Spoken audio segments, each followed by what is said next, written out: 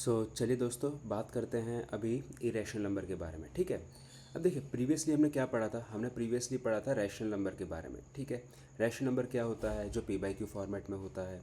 ठीक है, वो आपको पता है।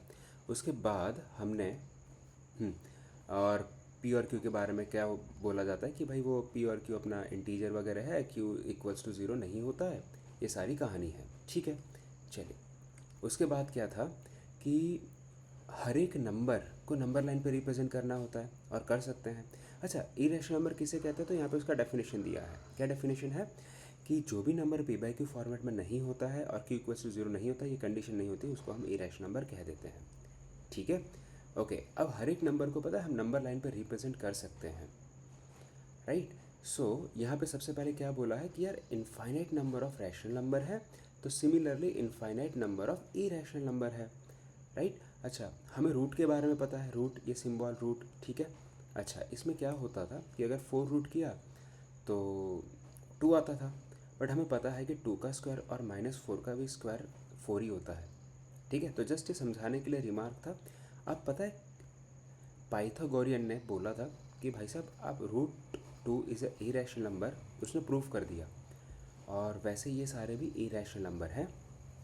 ठीक है, उसके बाद उन्होंने कहा कि इसको हम नंबर लाइन पे रखते हैं, क्योंकि सारे नंबर को हम रिप्रेजेंट कर सकते हैं नंबर लाइन पे।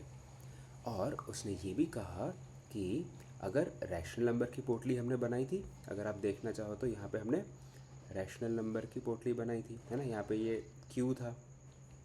ठीक है, रैशनल नंबर के लिए हमने क्यू रिप्रेजेंट किया है। तो अब अगर हमने उसमें इरेशनल नंबर ऐड कर दिया तो अब वो जो बैग बन जाएगा, वो पोटली बन जाएगी, वो बन जाएगी आपकी रियल नंबर की, जिसको आर से रिप्रेजेंट किया जाता है। अब बहुत अच्छी चीज़ यहाँ पे कही है कि हर एक नंबर को हम लाइन पे रिप्रेजेंट कर सकते हैं और हर एक पॉइंट जो लाइन पे है ना, उसके लिए एक नंबर है। ठीक है, ये चीज़ समझ में आई। तो इसमें इतनी ही चीज़ें थी समझने के लिए। अब जैसे कि हमने बोला, तो हमने बोला कि अच्छा ऐसी बात है, आप √2 को लाइन पे रिप्रेजेंट करके दिखाओ। तो पहला एग्जांपल ये है। तो √2 को लाइन पे रिप्रेजेंट करने के लिए हम पाइथागोरस को यूज़ करेंगे, पाइथागोरस थ्योरम को यूज़ करेंगे। पाइथागोरस ने क्या बोला था कि मान लो आपके पास एक ट्राइंगल है। भैया अयो, एक काम करते हैं, मैं ट्राइंगल बना ही देता हूँ, राइट। मान लो ये ट्राइंगल है अपने पास, राइट एंगल ट्राइंगल है। तो यहाँ पे 1 है, यहाँ पे 1 है, तो ये क्या हो जाता था? 1² √2 हो जाता था। तो आपने बस उस ट्राइंगल को यहाँ पे बनाया और यहाँ से प्रोटेक्टर को रख के ऐसे ड्रॉ कर दिया and you will get the this point P। ये पॉइंट P ही आपको दे देगा √2 की वैल्यू ऑन नंबर लाइन। समझ में आया? फिर आपने बोला कि अच्छा √3 बताओ, √3। तो उसने कहा ठीक है, अगेन पाइथागोरस को हेल्प करना पड़ेगा। क्या किया उसने? देखो यहीं पे दिखा देता हूँ मैं। √3 कैसे बनता है? 2 + 1 अगर रूट में होता तो बनता। अच्छा √2, अच्छा मुझे √2 तो बताना आता है। अच्छा इसको क्या लिख सकता हूँ? तो मैं लिख सकता हूँ √2 का स्क्वायर लिख सकता हूँ। ठीक है, और √2 मेरे को बताना आता है, तो मैंने सबसे पहले यहाँ पे √2 दिखा दिया। एक लाइन खींची ऐसे, मतलब मैं अगर आपको दिखाऊँ तो एक लाइन यहाँ यहाँ ये दिखा दिया।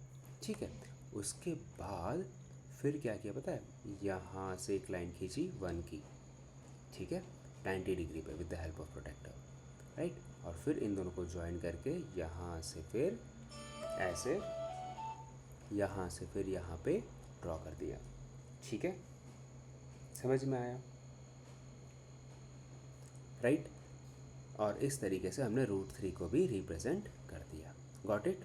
चलिए अब आते हैं, एक पॉइंट है और कुछ क्वेश्चन आप देख लो फटाफट से। तो यहाँ पे √9, अरे √n और √n-1। तो यहाँ पे ये वाले क्वेश्चन का आंसर यहाँ पे मिल जाता है कि आप every point on the number line in the form of √m where m is a rational number. ठीक है, चलो तो ये क्वेश्चन आप खुद से एक बार ट्राई करना, मैं बाद में समझाऊंगा। अगर आपको ज़रूरत है तो मैं समझाता हूँ, अदरवाइज़ बेसिक कॉन्सेप्ट आपको समझ में आ गया होगा। ठीक है, चलिए मिलते हैं नेक्स्ट क्लास में। Thank you so much. जय हिंद, वंदे मातरम।